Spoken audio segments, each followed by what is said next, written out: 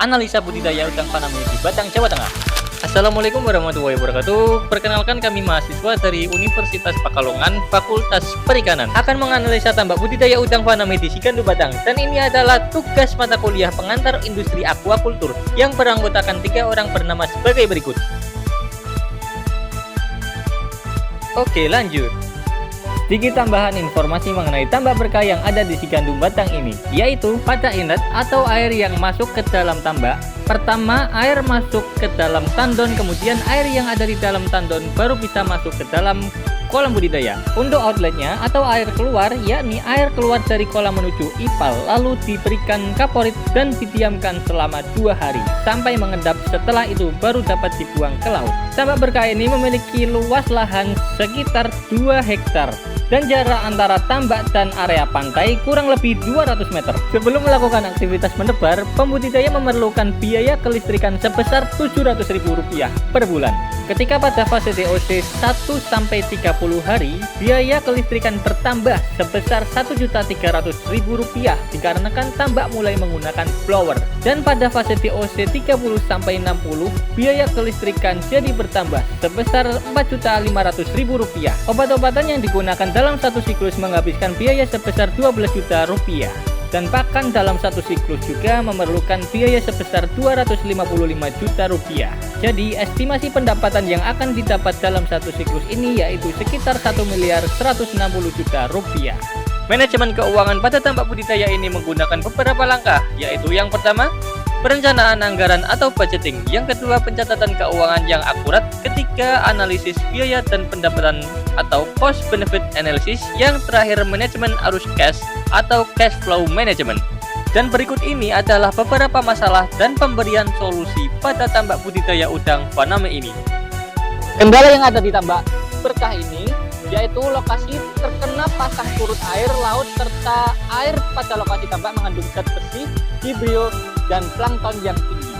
Solusi dari permasalahan ini yaitu mengenai lokasi berdirinya tambak agar tambak aman dari air laut, yaitu dengan memperbesar diameter besi rangka tambak agar umur kekuatan rangka lebih lama.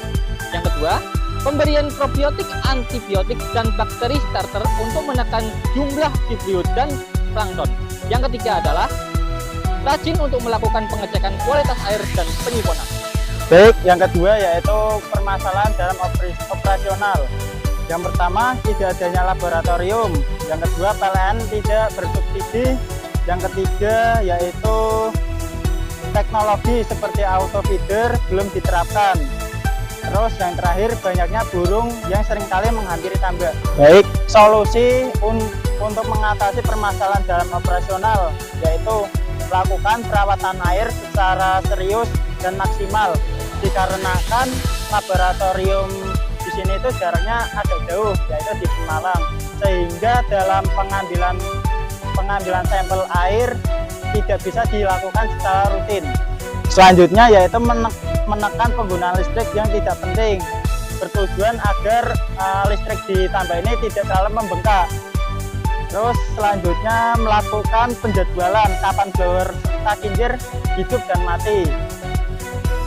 Terus tidak adanya auto feeder mengharuskan karyawan disiplin dalam melakukan pemberian pakan dan penimbangan pakan itu sendiri yang akan diberikan terhadap udang faname yang dipelihara.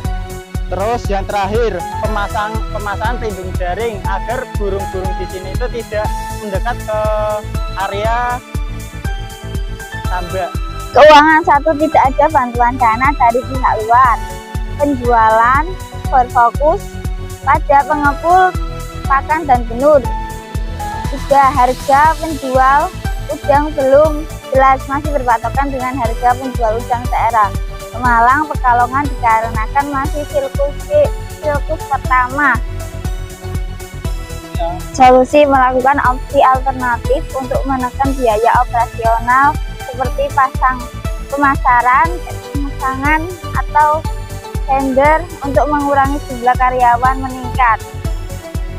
Rasa tanggung jawab terhadap karyawan dalam merawat udang agar survival rate tinggi dan menentukan kapan dilakukan pemanenan di saat harga udang tinggi. Kedua, target penjualan diperluas kembali entah ke lingkungan masyarakat ataupun importir. 3. Melakukan pembukuan dana keluar untuk mencari acuan untuk menetapkan harga penjualan di akhir sirkuit. Sekian dari kelompok kami ucapkan terima kasih.